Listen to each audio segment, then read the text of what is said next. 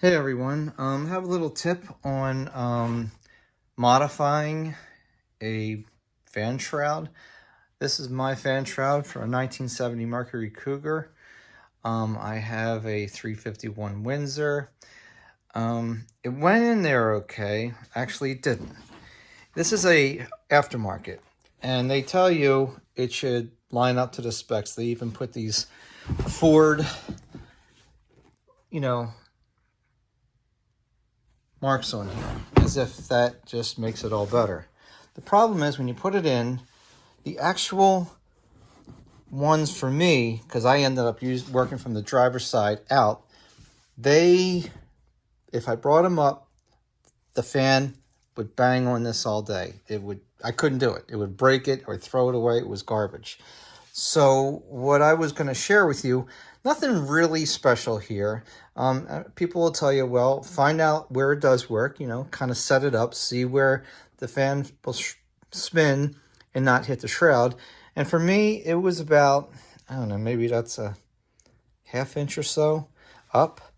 And what I'm showing you isn't that I made new imperfect looking holes here, these long holes. I used a drill and it just kept coming out, but that I took epoxy and I put it in here so that these little tabs now won't ever crack.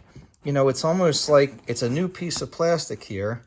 And what I'm going to do now, with that all being said, is I'll throw some flat paint, maybe a satin on here so that it's not as noticeable.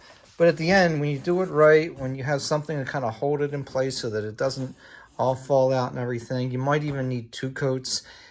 It just makes for more integrity for where the fan's going. It's probably not that big a deal, but to me, every little bit helps. So again, you might be turned off buying a third-party fan shroud, but a brand new one, a Ford one, even a used one, they're hundreds of dollars depending where you buy them from. So just thought I'd share something in case you come across this and wonder, what can I do to make this better? Here it is. Please subscribe and let me know if you have any comments or questions. Thank you.